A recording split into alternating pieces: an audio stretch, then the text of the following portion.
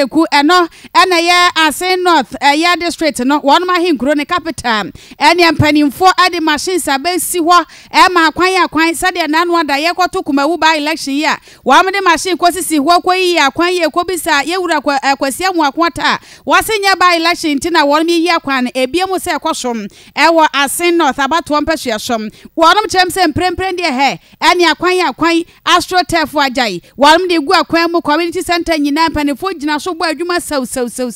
na anokra de nkan hadwene wo hina wo Assin Dansame wabekasa Dr. Nana Okofo Twum Barimah wotoso enum wasena bamu abupa NPP abanyi wama wonum sesifom enam sasa akonwa mpo adampan ne ebeto aba na mu adodode apie mu samo ye mpuntudwuma kora wo mpotem honum a eni kwan sanka Assin brekunku a ena kamode krom enam sa ya wo miaye bi atise Assin Dansame ho sei empuntudwuma ho asem atia kwakirem Assin praso sei wonum akam asempa na yefo nyina ehia project ni bi eno ti sabre se ho abehia se ba elections nti samo ye project ya wo se enka ocha so nyame NPP amanyoko nka mo chem emeso wonum nyina so anana edene sem sei eto nsantwerefo anim na ohwa ye ekoso Assin North na frankly speaking ye di empanyimfo no eya obebre oba mikromo Assin Dansame your community center abano me for contractor no clear asase no ye failing ye bibia de ma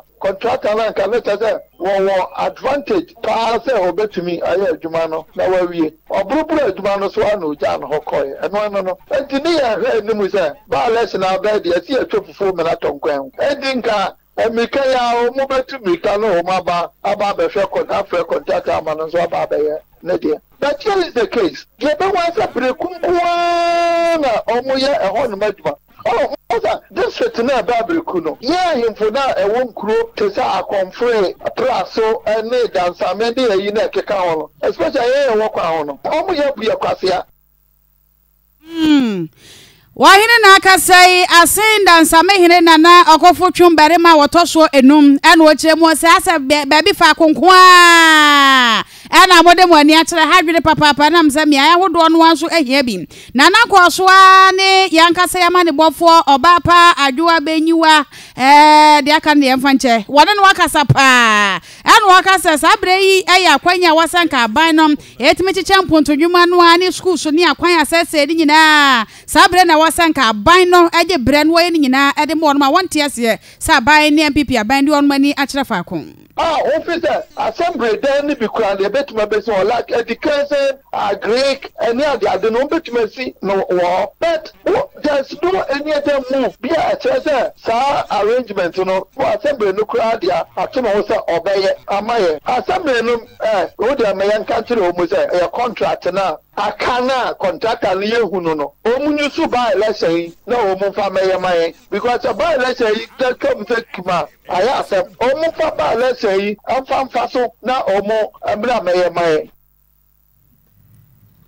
Nana Twum Barimah ya wotoso enum aya Assin Dansame ehene na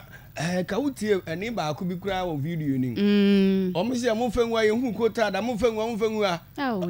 hase die no hase die no unya bukof ekokuro no mu a kota ba ko mu hu bi da in their life Assin North no die apart from say bi a wonam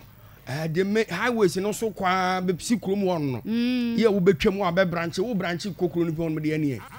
anya sam keto akora enti no anybody has come over there enti no over Facebook page no so a oba be hwebi onkofo ne ne abribru tante no ene se de esitie eno no we se kuro no finfin no beguo wo me de titem finfin na no ma do bi anka Akoma FM an se ya ka baby car park no ene e offices no kwa no ne mantia ya u free KFC no mo ba ha de a mo nye no forget about it e de na no mikro mu fo ehimfo ne bi se ya akwa no wonu mu e na ka anye za so ya go hwe ni mo hwe wodi fo ana ge hwe ne to akonya asi me de be ma me lawyers no mo hwe ni mo hwe nsuo no so to anti ebisofo ensuo to de ne yaduru ensuo ensem so na